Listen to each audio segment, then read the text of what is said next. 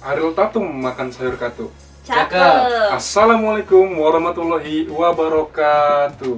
Waalaikumsalam warahmatullahi wabarakatuh. Halo kawan pajak, senang sekali kita bisa bertemu kembali. Kali ini bersama saya Jeki Yulianto dalam acara podcast Bekisah Pajak episode 3. Nah kawan pajak, kali ini kita akan membahas topik yang sangat menarik nih ya bersama para narasumber penyuluh pajak KPP Pratama Bangka. Ada Kak Ade dan juga Kak Winda. Halo Kak Pajak, halo Kak Jeki. Halo, sehat ya Kak ya? Sehat. Sehat banget. Jadi kita tadi nonton Brazil, Pasti nonton Kak ya? menang. Menang. Semangat. Oke, apalagi untuk kawan pajak kita harus Semangat. selalu Pastinya. semangat ya Kak ya? Pasti. Oke, nah Kak Ade dan juga Kak Winda, hari ini kita mau bahas tentang apa sih Kak? Oke. Oke, Kak Jeki dan kawan pajak. Nah, pada podcast kita kali ini kita akan mencoba membahas terkait aturan baru yang baru terbit beberapa bulan yang lalu ya. Oke. Tentunya peraturan ini sangat-sangat ditunggu-tunggu oleh kawan pajak, terutama kawan pajak yang masih dalam kategori UMKM, yaitu kita akan membahas peraturan pemerintah nomor 20 tahun 2026. Oke. Nah betul sekali nih Kak Jeki, Kak Ade gitu ya.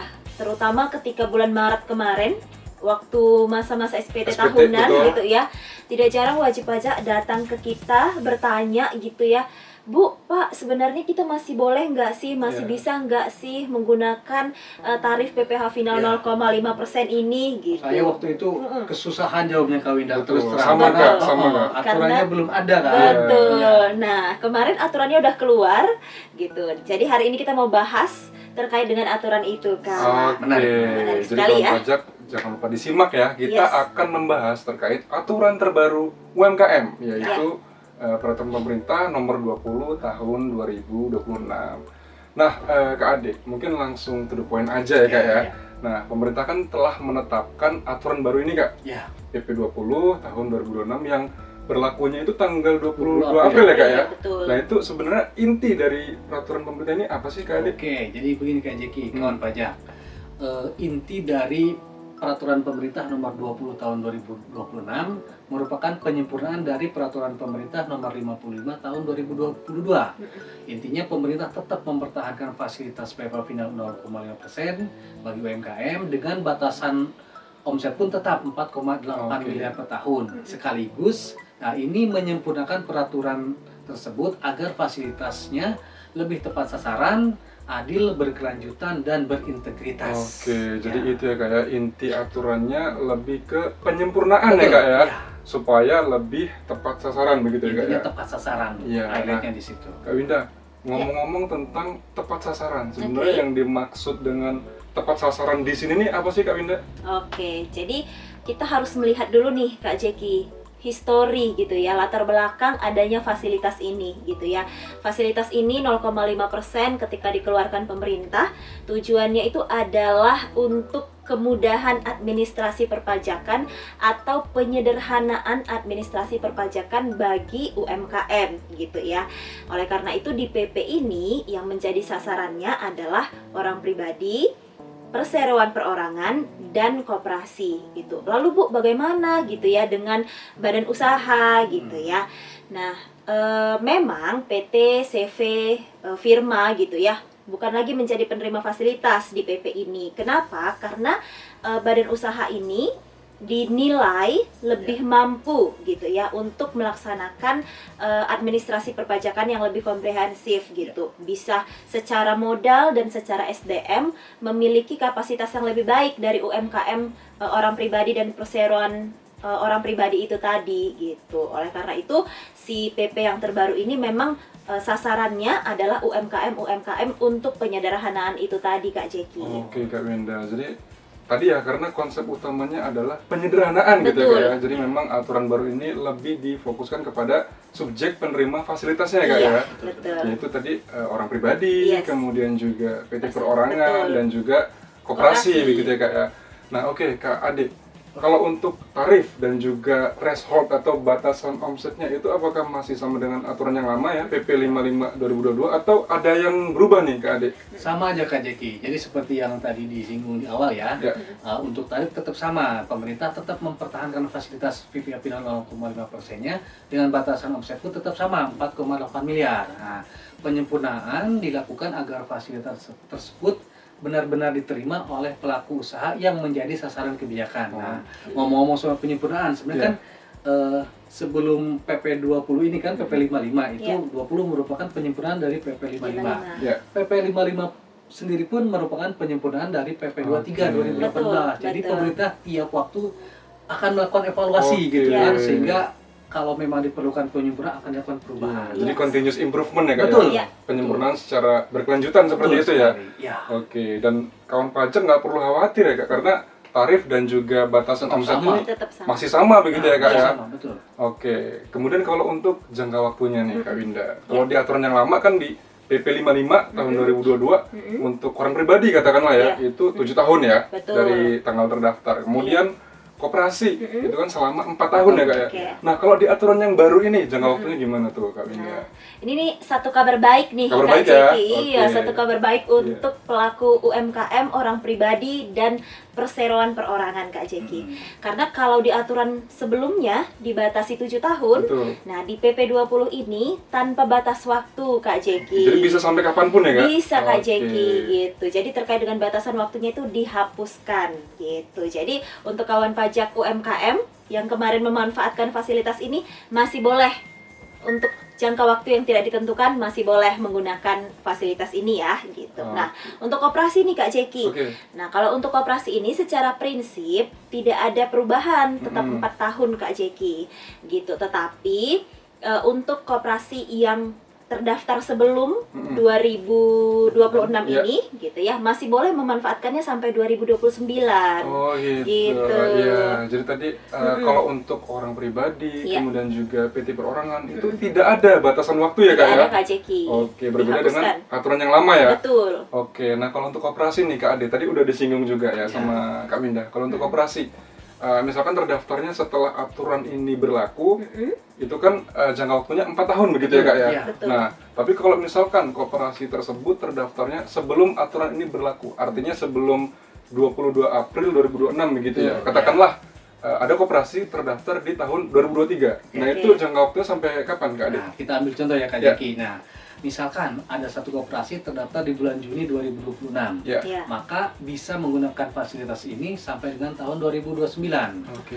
Nah, untuk koperasi yang terdaftar sebelum PP ini berlaku, misalkan terdaftar 2023. Kalau mengacu ke PP 55, berarti kan kita hitung aja 2023, 24, 25, 26. Harusnya kan sampai 2026. Ya. Tapi dengan adanya PP ini, maka koperasi yang terdaftar di 2023 pun tetap bisa menggunakan sampai dengan tahun 2029. Oke, Kak Ade. Jadi intinya kalau untuk orang pribadi dan PT perorangan tadi Tanpa tidak ada batasan batasan waktu. Iya, Ya. betul. Sementara kalau untuk koperasi, baik terdaftarnya sebelum atau sesudah aturan ini berlaku, jangka waktunya sampai dengan tahun 2029 gitu ya kawan Ya. pajak ya. Oke. Oke, nah kalau untuk batas waktu ini mungkin udah clear ya Kak ya. Siap. Nah, tadi sudah dibahas juga untuk subjek penerimanya Kak. Oke. Kan ada orang pribadi, kemudian ada PT perorangan dan juga koperasi begitu ya.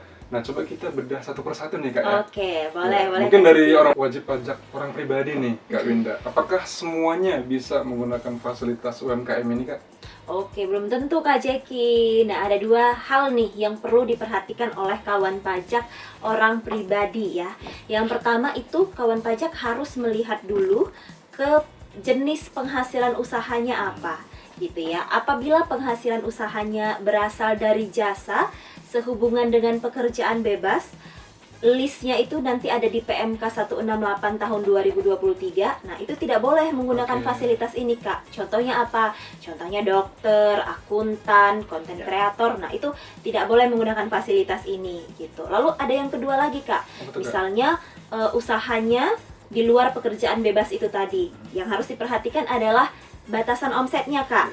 Selama batasan omsetnya di bawah 4,8 boleh menggunakan fasilitas ini. Tapi ketika sudah lewat 4,8 sudah tidak boleh lagi memanfaatkan fasilitas ini, Kak. Jadi harus Oke. memperhatikan dua hal itu tadi. Oke Kak Winda, jadi walaupun kawan pajak ini adalah orang pribadi, tidak serta-merta bisa menggunakan fasilitas ini ya Kak Betul ya. sekali, Tapi Kak tetap Jeki. harus memperhatikan dua hal ya kawan Yes. pajak ya.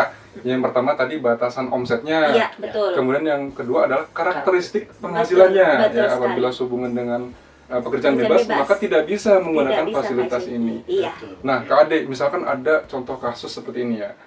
ada kawan pajak berprofesi sebagai dokter lah ya katakanlah, kemudian menerima penghasilan dari dua sumber.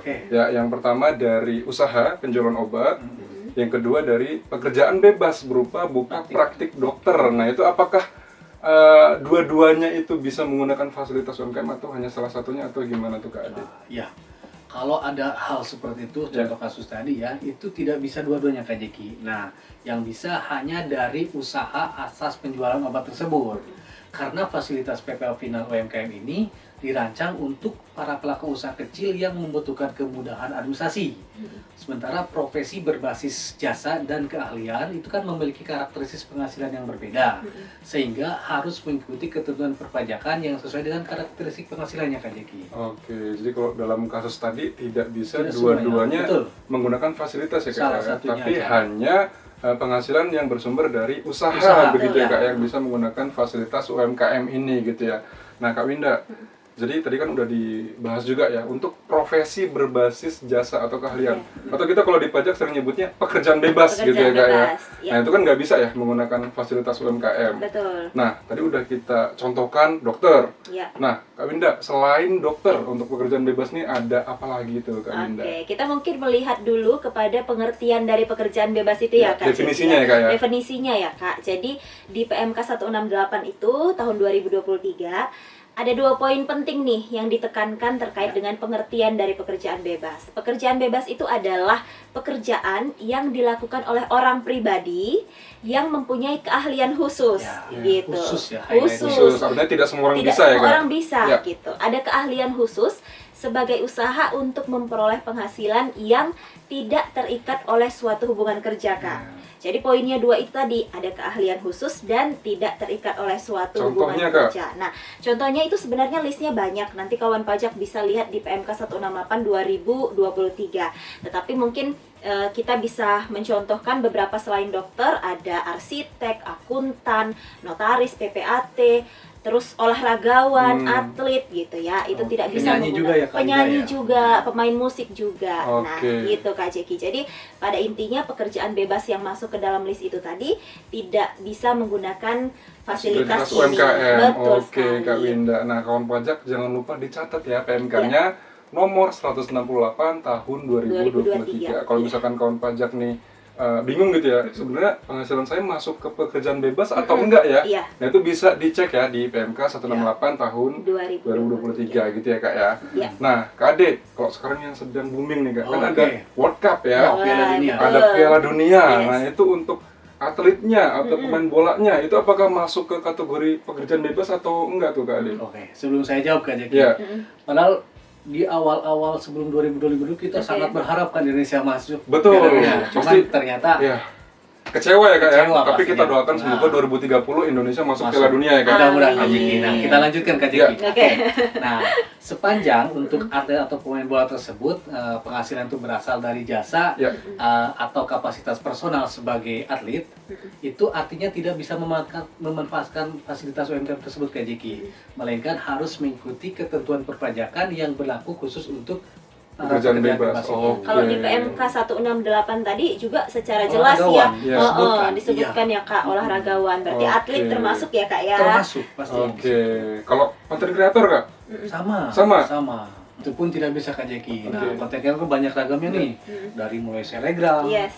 YouTuber? TikTok, YouTuber itu benar. sama. Itu Oke. pekerjaan bebas jatuhnya. Oke, jadi karena dia masuknya pekerjaan bebas artinya tidak bisa Tidak lagi bisa. ya Kak ya Iya. menggunakan fasilitas UMKM ini gitu ya. Tapi bukan bahasnya bukan tidak bisa, Bisa lagi. lagi. Memang dari awal Dari tidak awal. bisa. Oke, Iya. sebelum aturan baru ini pun memang tidak bisa Tidak ya Kak ya. Iya, di Oke. PMK 168 udah dijelasin. Iya. Oke Kak Winda. Mungkin kalau untuk orang pribadi sudah clear ya Kak ya. Iya. Nah, kita masuk ke subjek penerima fasilitas yang kedua Kak, Oke. yaitu PT perorangan. Oke. Nah, apakah semua PT perorangan itu bisa menggunakan fasilitas UMKM ini Kak? Oke, jadi kurang lebih sama Kak Jeki dengan orang pribadi tadi gitu ya. Ada ketentuan yang harus dipenuhi gitu ya.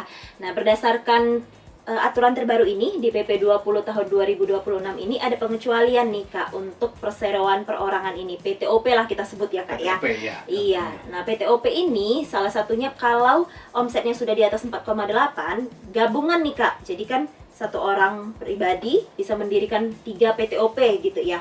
Gabungan omset dari 3 PTOP dan orang pribadinya ini ketika di atas 4,8 maka sudah tidak boleh lagi menggunakan fasilitas ini gitu. Jadi ambang batasnya untuk PTOP ini harus dilihat keseluruhan gitu ya. Lalu yang kedua yang harus dilihat lagi adalah apakah si PTOP ini dibentuk oleh wajib pajak yang mempunyai keahlian khusus yang sama dengan si PTOP-nya Si gitu. pemiliknya begitu ya Kak? Betul, si orang pribadinya dan PTOP-nya ini memberikan jasa yang sama Oke. gitu. Ketika memberikan jasa yang sama, maka dia tidak boleh pakai fasilitas ini Kak Jeki. Oke. Gitu. Jadi kurang lebih ada 2 pengecualian ya Kak ya. Yes. Dan sebenarnya mirip-mirip dengan yang orang Oh, pribadi tadi ya Kak ya. betul. Yaitu yang pertama kita lihat thresholdnya atau Betul. batasan omsetnya. Kemudian yang kedua kita lihat apakah si PTOP ini menyerahkan jasa profesional yang sejenis Betul. dengan si ownernya atau si Betul. pemiliknya begitu ya Iya. Kak ya. Iya. Nah kalau kita masuk ke contoh kasus nih Kak Ade ya. Iya. Misalkan nih ada kawan pajak yang berprofesi sebagai konsultan ya. Oke. Oke. Kemudian mendirikan PT perorangan untuk jasa konsultansi. Iya. Nah, apakah usaha dari PT perorangan tersebut bisa menggunakan fasilitas UMKM atau enggak nih Kak Ade? Nah, apabila ada hal seperti Iya. itu, misalkan PT perorangan ini bidang usaha itu sama dengan jasa profesional yang dimiliki oleh ownernya, maka PT perorangan tidak bisa menggunakan. Oh, tidak bisa ya, Kak, ya? Tidak bisa. Oke. Hmm. Oke, jadi sebenarnya balik lagi ya Kak ya. Intinya itu karakteristik penghasilan. Penghasilan. betul. Ya, kalau misalkan masuk ke kategori pekerjaan bebas, ya artinya tidak bisa menggunakan fasilitas ini begitu ya Kak ya. Ya. Jadi walaupun kawan pajak ini orang pribadi, PT perorangan itu kan sebenarnya masuk ke subjek ya Kak ya. Ya. Tapi karena menyerahkan pekerjaan bebas Ya. itu tidak bisa menggunakan fasilitas begitu ya Kak ya. Betul. Kalau dulu kan karakteristis penghasilan itu melekat di objek orang Objeknya, pribadi aja. oke. Nah, kalau sekarang semuanya, mau itu orang pribadinya atau PTOP-nya. PTOP-nya. Iya, jadi kawan Maka- pajak, misalkan orang pribadi, oh berarti saya bisa menggunakan fasilitas. Tidak seperti itu ya Kak ya, Tidak tapi dilihat serta-merta. dulu thresholdnya tadi Betul. sama karakteristik Karakteristik penghasilannya penghasilan, gitu betul. ya. Betul Ya. sekali. Oke, nah Kak Windan nih, kita tadi Yes. udah bahas nih terkait orang pribadi dan juga PT perorangan. Kita masuk ke pembahasan subjek yang terakhir Kak, Oke. yaitu koperasi ya Kak ya. Koperasi ya, oke. Nah, tadi kan sudah disinggung ya Kak ya di awal kalau untuk orang pribadi kemudian PT perorangan tidak ada batasan waktu. Oke. Nah, tapi kenapa Kak? Kalau di koperasi ini kok ada batasan waktu 4 tahun? Itu Tahun ya? alasan pemerintah tuh apa sih sebenarnya? Oke, jadi kalau kita harus melihat lagi nih Kak, aturan dasarnya kan Undang-Undang KUP ya. Betul. Berdasarkan Undang-Undang KUP ini, koperasi ini masuk ke dalam jenis wajib pajak badan, Badan, ya. gitu. Nah, berdasarkan Undang-Undang KUP juga, untuk wajib pajak badan sebenarnya wajib melaksanakan pembukuan, Iya. gitu. Nah, tetapi pemerintah memberikan fasilitas nih untuk koperasi, boleh fasilitas penyederhanaan gitu ya, boleh menggunakan pencatatan dengan 0,5% gitu. Tetapi kita batasin ya 4 tahun gitu kan. Tujuannya apa? Sebenarnya agar kita memberi ruang dulu nih untuk koperasi ini bertumbuh, berkembang secara administrasi perpajakannya disederhanakan sampai nanti akhirnya kita merasa oke 4 tahun sudah cukup, kita berharap koperasi ini bisa naik kelas gitu Berarti ya. Belajar dulu 4 tahun. Belajar Iya, dulu, iya. gitu. Step by step gitu ya Kak ya. Betul. Setelah batas waktu 4 tahun ini kita berharap koperasi ini sudah semakin Mandiri bisa begitu ya. mandiri, Iya. berkembang, membuat Profesional lah ya. betul, membuat pembukuannya sendiri, menjalankan administrasi perpajakan yang sesuai dengan undang-undang ketentuan awalnya tadi. Oke, gitu. jadi itu ya Kak ya, tujuannya kenapa kalau untuk koperasi dibatasi waktu 4 tahun gitu ya Kak ya. Jadi kurang lebih semacam stimulus dari Iya, pemerintah mungkin ya Kak ya betul. untuk mengembangkan usaha dari koperasi ini gitu Iya, ya. betul sekali Nah, Kak Jeki. Kak Ade, artinya kalau misalkan koperasi ini sudah lewat jangka waktu 4 tahun Oke. tadi, sudah nggak bisa lagi dong menggunakan fasilitas UMKM ini? Nah, untuk koperasi ada ketentuan peralihan Kak Jeki. Ya. Jadi untuk koperasi yang terdaftar sebelum PP ini berlaku dan jangka waktu memanfaatkan fasilitas PP finalnya ini antara 2024 sampai 2029 itu masih bisa memanfaatkan fasilitas PP final 0,5%-nya untuk 2025 sampai dengan 2029. Tapi ada syaratnya yaitu sepanjang koperasi tersebut memenuhi kriteria berdasarkan PP 55 2022. Intinya kalau untuk koperasi, baik dia terdaftarnya sebelum aturan ini berlaku atau setelah aturan ini berlaku, artinya setelah 22 April 2026 ya, Ya. itu jangka waktunya sama ya Kak ya? Sama, Yaitu iya. sampai dengan tahun pajak 2029. Jadi Iya. kawan pajak kalau misalkan punya koperasi ya, jangan khawatir nih karena bisa menggunakan fasilitas UMKM ini sampai dengan tahun 2029. Ya, Oke, Kak Ade dan Kak Winda, kalau untuk subjek kayaknya udah clear ya. Tadi Oke. udah kita bahas. Nah, mungkin kawan pajak masih ada nih yang bingung nih, termasuk saya juga masih bingung nggak? Terkait dengan definisi omset atau peredaran bruto di aturan terbaru ini gimana tuh Kak Winda? Oke, jadi ini salah satu pokok perubahan Ya. ya di PP 20 2026 Ya. ini gitu. Kalau di PP 55 tahun 2022 gitu ya, peredaran bruto untuk kriteria subjek pajaknya ini berdasarkan penghasilan dari usaha PPh final 0,5% Ya, itu oke. saja Kak Jeki. Tetapi di aturan yang baru ini untuk menentukan apakah dia lebih dari 4,8 atau tidak, itu seluruh penghasilannya harus digabungkan Kak Oke. Jeki. Baik penghasilan dari pekerjaan bebas, penghasilan dari misalnya kalau ada penghasilan dari sewa gitu ya, penghasilan dari sewa, penghasilan dari usaha yang dikenakan PPh final 0,5% gitu. Jadi itu semuanya digabung, Semuanya digabung. untuk menentukan apakah dia masih di bawah 4,8 atau di atas 4,8. Sama dengan itu kan yang tadi Yang mana Kak? orang pribadi punya PTPOP. Betul. Itu Iya. omsetnya digabung Digabung semua. seluruhnya. Betul sekali Kak. Oke, jadi mungkin itu ya Kak, perbedaan definisi omset di aturan lama dan juga aturan terbaru. Barunya. Kalau di betul. aturan yang lama di PP 55 tahun 2022, Iya. omset itu adalah atas usaha saja Yang Betul, dikenakan PPh final yang aja. dikenakan betul. PPh final. Kalau di aturan yang baru ini semuanya digabung dari betul. seluruh sumber penghasilan. Iya. Ya tidak hanya atas usaha tapi Betul. juga termasuk sumber Pekerjaan penghasilan dari bebas tadi. pekerjaan bebas tadi. Iya. Dihitung seluruhnya begitu ya Iya, Kak ya. betul. Nah, Kak Ade, misalkan nih, kawan pajak ada yang profesinya sebagai Iya. dokter gitu ya, kemudian nerima penghasilan dari dua sumber Kak. Iya. Oke. Yang pertama misalkan punya usaha penjualan obat ya, katakanlah kemudian juga pekerjaan bebas dari buka praktik Praktiknya. dokter. Oke. Nah itu ngitung omsetnya gimana tuh Kak Ade? Nah, betul sekali Kak Jeki. Jadi untuk penentuan peredaran brutonya itu kriteria subjek pajak berhak memanfaatkan tarif 0,5% dihitung seluruhnya. Oke. Artinya dari usaha jual beli obatnya dihitung juga. Terus dari buka praktek sebagai dokter dihitung juga. Semua penghasilan dari dua sumber itu harus dihitung. Oh, walaupun yang buka praktik kan sebenarnya pekerjaan bebas, Bebas. tadi kan Betul. nggak kena PPh final Kak. Walaupun seperti itu. Oh, tapi untuk ngitung omsetnya tetap dihitung ya Kak ya? tetap dihitung. Yang dari praktik dokter Ya. tadi ya? Betul, untuk menghitung apakah dia boleh nih pakai tarif Oh. 0,5%, tetapi nanti tarif 0,5%-nya itu hanya atas usaha Oh, penjualan gitu. obat Ya, gitu. Jadi omset dari pekerjaan bebas hanya untuk ngitung thresholdnya aja Betul Kak. sekali Kak Tapi Jeki. nggak dikenain PPh final UMKM Betul, ya Kak ya? betul sekali Kak Jeki. Oh, Untuk Oke. omset keseluruhan, sementara yang kena tarif yang hanya dari jualannya itu, usahanya aja. Oke, Betul sekali, Kak Jeki. jadi seperti itu ya Kak ya, cara Yes. ngitung omsetnya. Nah kemudian nih Kak Winda, kalau Ya. untuk PT perorangan ya, Mm-mm. apakah omset dari si PT perorangan itu digabung juga sama omset si owner atau si pemiliknya tuh Kak Winda? Iya, tadi udah kita singgung sedikit Ya. ya Kak Jeki, Kak Ade, bahwa memang untuk PTOP ini itu digabung semua digabung Kak. seluruhnya, Kak? Betul, digabung semuanya. Jadi misal dia punya 3 PTOP dan satu si pemiliknya gitu ya, itu digabung semua untuk melihat thresholdnya Oh tadi. gitu. Gitu. Jadi mungkin tujuannya untuk menghindari pemecahan omset mungkin ya Betul Kak ya? sekali Kak Betul. Jeki, itu Oh. salah satu tujuannya. Oke. Makanya kan ada kata-kata adil kan, tepat Betul, sasaran dan betul adil gitu sekali. kan. Iya. Sesuai dengan amanah dari aturan terbaru Betul, ini ya Kak iya. ya?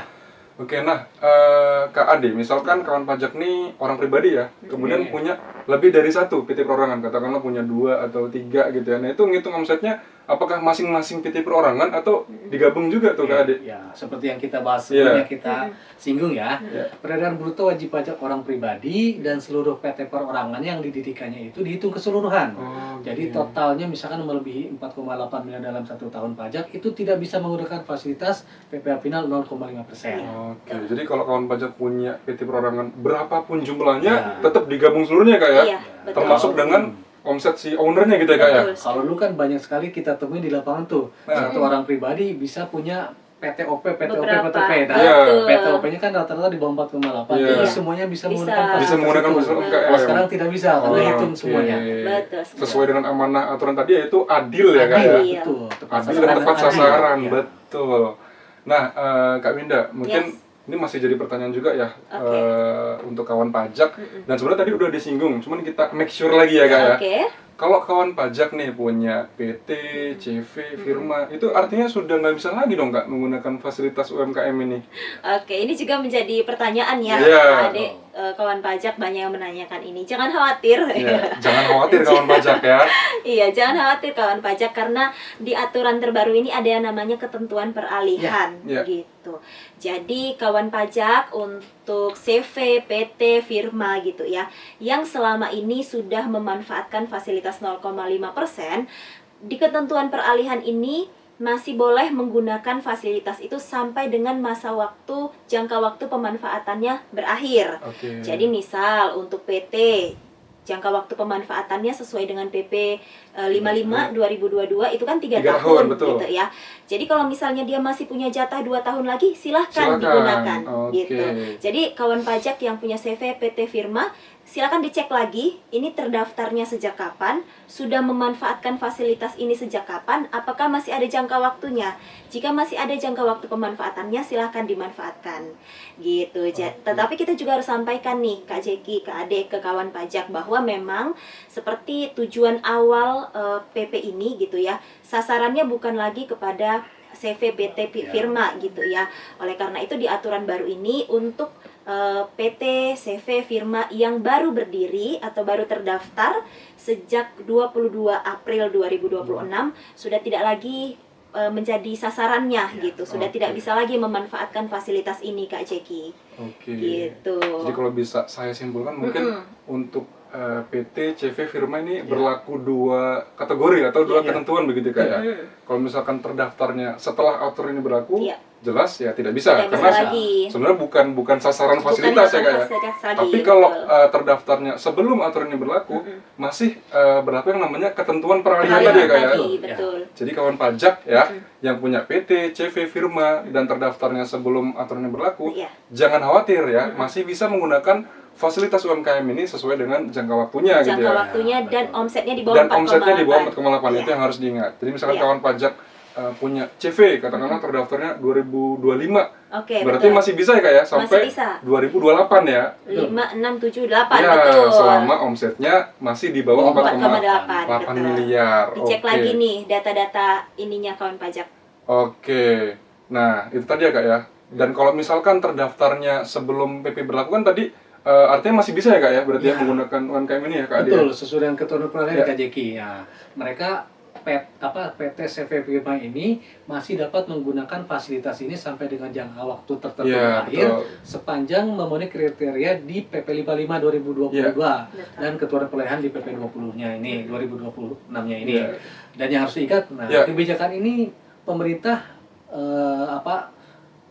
terbitkan Ya. bukan untuk menghukum PT CV firma Kak Jeki. Nah, pemerintah menyesuaikan sasaran fasilitas agar sesuai dengan tujuan awal pemberian kemudahan administrasi. Ya. Bagi yang telah menggunakan fasilitas sebelumnya, tetap diberikan masa transisi untuk Iya. menjaga kepastian hukum. Yes. Oke, jadi mungkin yang harus kita highlight ya Kak ya, tujuan dari peraturan pemerintah ini bukan untuk menghambat PT dan CV ya Kak ya, Betul. tapi lebih kepada penyesuaian sasaran fasilitasnya gitu ya, Betul, Kak Winda ya. Jeki. Nah, sebenarnya kayaknya udah kita bahas semua ya Kak ya tadi ya. Oke. Subjek tadi udah, Oke. kemudian tarif, omset tadi juga sudah, jangka waktu juga sudah ya Kak ya. Nah, kalau dari Kak Ade, Kak Winda, masih ada nggak yang mau disampaikan ke kawan pajak nih terkait Oke. aturan baru ini? Oke, siap. Ya. Mungkin untuk kawan pajak semuanya gitu ya, akhirnya PP 20 tahun 2026 ini dirilis gitu ya. Dirilis. Kita jadi sama-sama tahu bahwa fasilitas ini tetap ada gitu ya, fasilitas UMKM ini tetap ada, tarifnya tetap sama 0,5%, batasan omsetnya tetap sama 4,8 miliar, tetapi ada yang namanya tadi penggabungan ya untuk threshold omsetnya gitu. Nah, yang perlu kawan pajak ketahui juga, salah satu tujuannya pemberian fasilitas ini melalui PP 20 2026 ini adalah untuk menjaga keadilan gitu ya Kak, menjaga keadilan, dan fasilitas ini dimanfaatkan oleh orang-orang atau UMKM yang tepat sasaran begitu. gitu. Iya. Kalau dari Kak Ade? Nah, betul Ya. sekali Kak Winda, Kak Jeki. Jadi dengan adanya PP 20 2026 ini bukan berarti DJP akan melakukan pengawasan yang ketat terhadap UMKM, tetapi DJP akan tetap melaksanakan ketentuan sesuai dengan peraturan dan tetap kita memberikan pendampingan, Yes. edukasi, pelayanan kepada para pelaku UMKM ini. Oke. Nah, fokus utamanya adalah memastikan agar sasaran tujuan yang menjadi sasaran di PP ini dapat dicapai gitu ya. Dicapai. Betul. Oke, Kak Ade dan juga Kak Winda, mungkin kalau bisa saya simpulkan ya dari statement Kak Ade dan Kak Winda barusan ya.